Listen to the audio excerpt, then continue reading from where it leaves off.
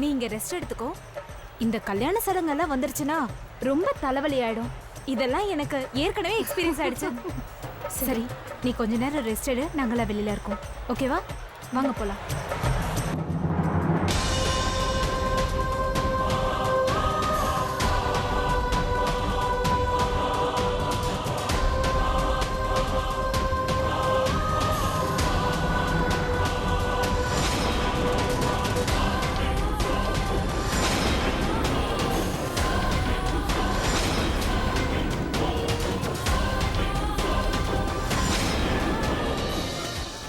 அது எல்லாரும் வெளியில. நான் பக்கத்து ஊர்ல தான் இருக்கேன். எனக்கு இந்த ஊர்னா ரொம்ப பிடிக்கும். அதனாலதான் இந்த சடங்குல நானும் கலந்துக்கிட்டேன்.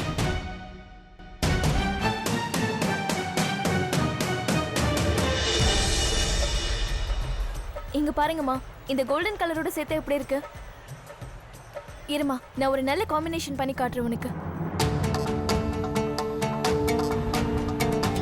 நிர்மலா, இங்க பாருமா, என்ன வேணுமோ வாங்கிக்க.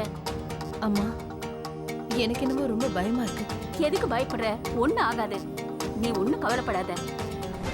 அதான் இங்க எல்லாரும் இருக்கோம்ல.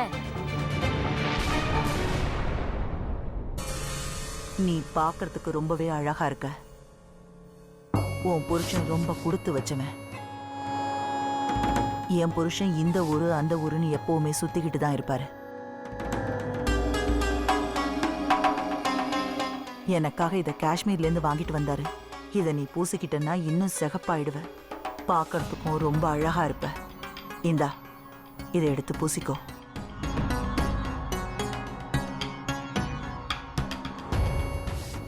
எடுத்துக்கமா. இந்தா, நீ முதல்ல உட்காரு. உட்காரு.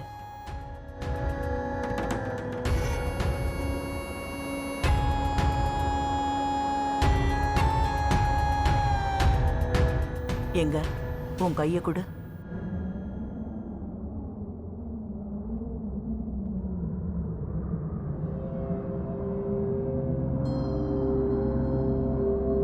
உனக்கு கல்யாணம் திடீர்னு நிச்சயமாயிட்டதுனால உங்க அம்மா உன் கூட உட்கார்ந்து பேசுறதுக்கு கூட நேரம் இல்லை. பாவம்.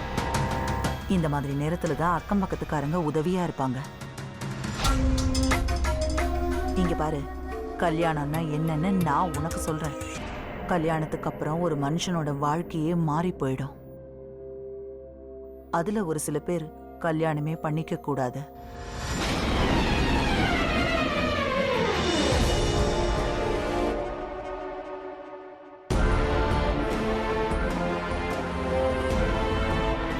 இன்னும் சில பேரோட விதியில கல்யாணங்கிறதே இருக்காது. ஆனா அவங்களுடைய வாழ்க்கை அதோட முடிஞ்சு போறதில்ல. கடவுள் அவங்களுக்கும் இன்னொரு உலகத்தை படைச்சிருக்காரு.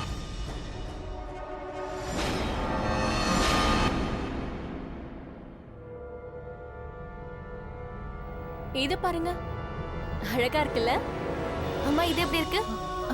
நீங்க ஒண்ணு பண்ணுங்க, உங்களுக்கு என்னெல்லாம் வேணுமோ அத பாருங்க. நான் இப்ப வந்துடுறேன்.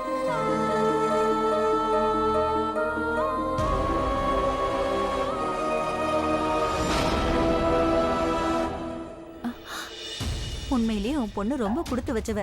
இவ்வளவுலாம் நடந்து கூட உன் பொண்ணு அவங்க ஏத்துக்கிட்டாங்க பாரு. இந்த காலத்துல இதெல்லாம் ரொம்ப பெரிய விஷயம். ஆமாமா, நீங்க சொல்றது கூட உண்மைதான். நீங்க இங்க நின்னுட்டு இருக்கீங்க, போய் வளையல் பாருங்க, போங்க. சரி.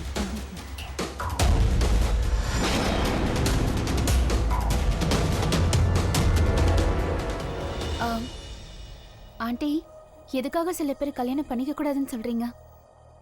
அப்புறம் இந்த இன்னொரு உலகத்துக்கு என்ன அர்த்தம்? கல்யாணம் மட்டுமே ஒருத்தருடைய வாழ்க்கையில முக்கியமான விஷயம் கிடையாது. அதை விட இன்னும் நிறைய விஷயங்கள் முக்கியமானதெல்லாம் இருக்கு. சில பேரோட விதியில வேற எழுதப்பட்டிருக்கும். கல்யாணத்தை விட அது நல்ல விஷயமா இருக்கலாம். அது என்னன்னு நான் உனக்கு சொல்றேன். ஒரு பையனுக்கும் ஒரு பொண்ணுக்கும் கல்யாணம் நடக்கும். அவங்களுக்கு குழந்தைங்க பிறக்கும். அதுக்கப்புறம் அவங்க குழந்தைங்களுக்கு குழந்தை பிறக்கும். அதுக்கப்புறம் அவங்களுக்கு கல்யாணம் நடக்கும்.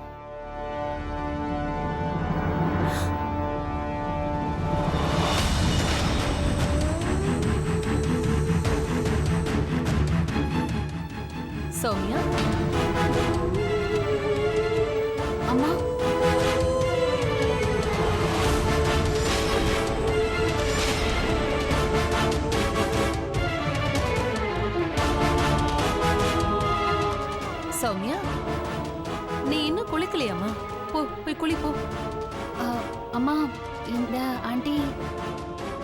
இவங்க நம்ம பக்கத்து ஊர்ல இருக்காங்களாம். எனக்கு சந்தனம் பூசுறதுக்காக வந்திருக்காங்க. அப்புறம் கல்யாணம்னா என்னங்கிறத பத்தியும் என்கிட்ட இவ்வளோ நேரம் சொல்லிட்டு இருந்தாங்க. நானும் கேட்டுட்டு இருந்தேன். இங்க பாரு, நீ போய் முதல்ல குளிச்சிட்டு வா. கல்யாணத்தை பத்தி உனக்கு என்ன தெரிஞ்சுக்கணும்னாலும் நீ அம்மா கிட்ட கேளு. ம், போயிட்டு வா. சரிம்மா.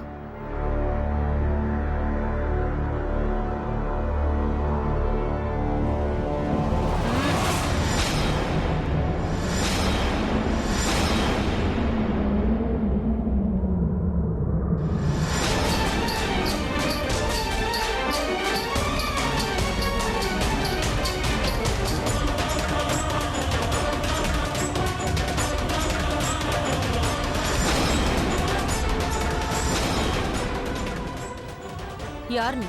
உன் வீட்டுக்கு பின்னாடி தான் நான் இருக்கேன். பக்கத்து தெருவுல கடைசி வீடு. நான் ரஞ்சித்தோட மனைவி.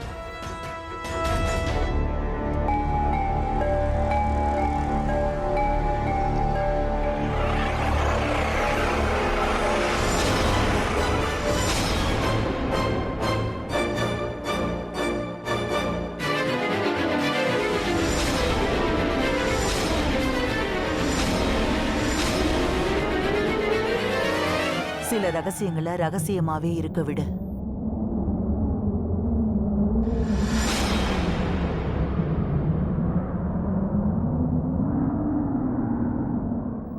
நீ என்ன நினைச்ச?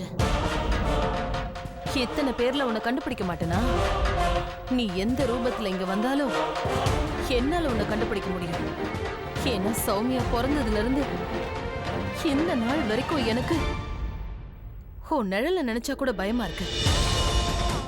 நீ எப்ப வந்து என் பொண்ணை தூக்கிட்டு போயிடுவியோங்கிற பயத்திலேயே நான் இருக்கேன்.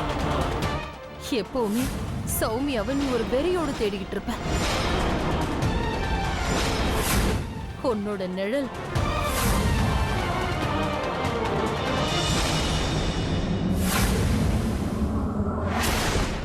உன்னோட கொலுசு சத்தம்,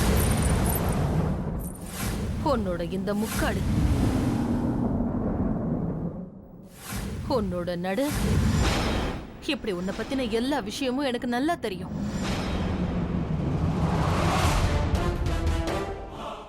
ஒரு விஷயத்த மட்டும் கவனமா கேட்டுக்கோ. என்னோட பொண்ணு என்கிட்ட இருந்து பிரிச்சிடலான்னு தப்பு கணக்கு போட்டுறாத. அது நடக்கவே நடக்காது.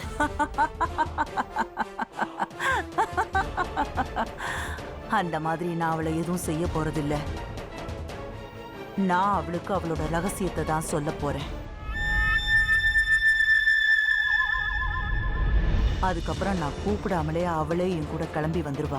அப்படின்னா என் பொண்ணு குழப்பி கூட்டிட்டு போலான்னு தான் நீங்க வந்திருக்கியா? இப்ப நீ தான் அவளை குழப்பிக்கிட்டு இருக்க. அவளுக்கு கல்யாணம் பண்ணி வைக்க போறியா? போன இடத்துல உன் பொண்ணோட ரகசியம் தெரிஞ்சதுன்னு வச்சுக்க. இல்ல, அப்படி என்னைக்கும் நடக்காது. அந்த மாதிரி நடக்க நான் விடவே மாட்டேன். அது கண்டிப்பா உன்னால முடியாது. உன் பொண்ணையும் அபசகுணம் பிடிச்சவனு எல்லாரும் நம்ப ஆரம்பிச்சிட்டாங்கன்னா அப்ப நீ என்ன பண்ணுவ சொல்லு? அவளை கல்லாலேயே அடிச்சு கொன்னுடுவாங்க. அதனாலதான் சொல்றேன், அவளை நீ என் கூட அனுப்பி வச்சிரு. அவளை நான் மகாராணி மாதிரி பாத்துக்குவேன். அவளுக்கு இந்த கல்யாணத்துல விருப்பம் இல்லைன்னு மாப்பிள்ளை வீட்டுக்காரங்க கிட்ட எடுத்து சொல்லிடு. அவ வாழ்க்கைய அவ வாழறதுக்காக ஓடி போயிட்டான்னு சொல்லு. அத பாக்குறவங்க அப்படி இப்படின்னு பேசுவாங்க, அதுக்கப்புறம் மறந்துடுவாங்க. நீ இத்தனை வருஷமா சௌமியாக்கு ஒரு கவசமா இருந்திருக்க. இத்தனை நாளும் அவளை நீ காப்பாத்திட்டு வந்திருக்க. அப்படி இத்தனை நாள் அவளை பாதுகாத்துட்டு இன்னைக்கு உன் கையாலேயே அவளை கிணத்துல தள்ளிவிட போறேல, அவளை நீ என் கூடவே அனுப்பி வச்சிரு. என்னால மட்டும்தான் அவளுக்கு ஒரு நல்ல வாழ்க்கையை கொடுக்க முடியும். நீ சுயநலவாதியா இருக்காத.